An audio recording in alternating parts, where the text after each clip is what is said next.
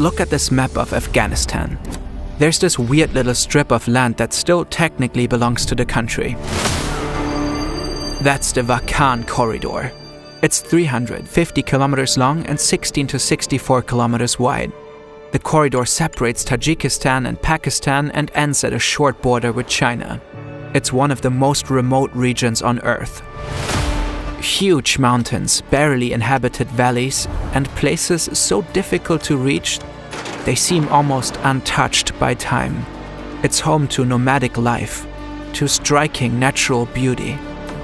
But the Wakhan Corridor is about to change forever. Because right here, the Taliban are building a 120-kilometer highway, which will connect Afghanistan to China. A project they say will transform the country's economy.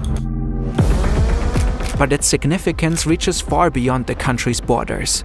It could change global trade, offering an alternative route for Chinese goods flowing west.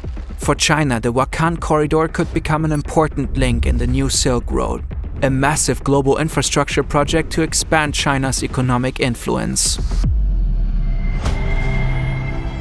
The highway will run through the very core of Afghanistan's history, shaped by the many empires that have come and gone. And at the same time, it opens a path toward Afghanistan's uncertain future, economically, politically, and culturally. Yet online, we only found rough plans of the highway's construction. No footage, no details, no progress updates. So, we sent our reporter Vali to investigate. He knew it would be a long and dangerous adventure. But he wasn't ready for what came next.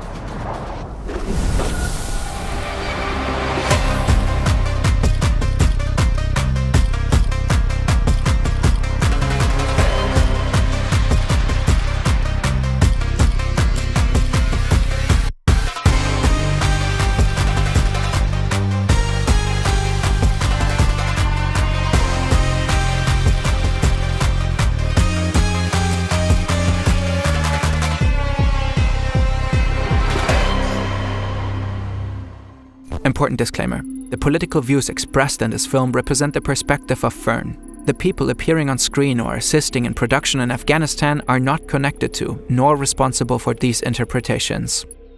I feel like these Afar people, they really embrace the spirit of this place. Regular Fern viewers are already familiar with Vali. Last year, he flew to Ethiopia for us and explored an active volcano zone accompanied by kids carrying Kalashnikovs. A few months ago, he flew to Fiji to investigate a doomsday cult taking over the paradise. But this story is a whole different beast. Traveling to Afghanistan is neither easy nor particularly safe. You can't just book a flight to the Wakhan Corridor. You have to fly to the capital Kabul and then continue by car for multiple days. And trying to get permission to film, do journalism or any sort of media in Afghanistan is hard. The Taliban are a predominantly Pashtun hardline Islamist group. They regained power in the country and retook control in August 2021 when the US and other Western countries withdrew their armies. Since then, the human rights situation has gotten worse and worse. The rights of women and girls are severely restricted and critical voices are being silenced. The Taliban police public spaces, operate checkpoints across the country and even search people's phones. Sending Vali there takes a huge amount of time and preparation. We've got a whole team working behind the scenes to make sure he can actually get there, from applying for visas, booking flights, to securing the journalist permit. On top of that, we bring in outside experts who know the ins and outs of traveling in Afghanistan. We run multiple security and risk calls and try to plan for every scenario, and there's so much to consider. Parts of the journey go up several thousand meters in altitude, which means altitude sickness is a real risk. There's also the reality of Afghanistan itself. The country is politically unstable, and in the Wakhan Corridor you're basically on your own. Almost no cell signal. The terrain is tough. Clean drinking water is hard to come by. And if something goes wrong, proper medical care could be days away. That's why Vali doesn't travel alone. He's accompanied by a field producer and medic. And with him come 50 kilos of luggage full of medical and emergency equipment. There's no help there. We're helping ourselves. Then finally, on the 19th of August 2025, Vali and Rob fly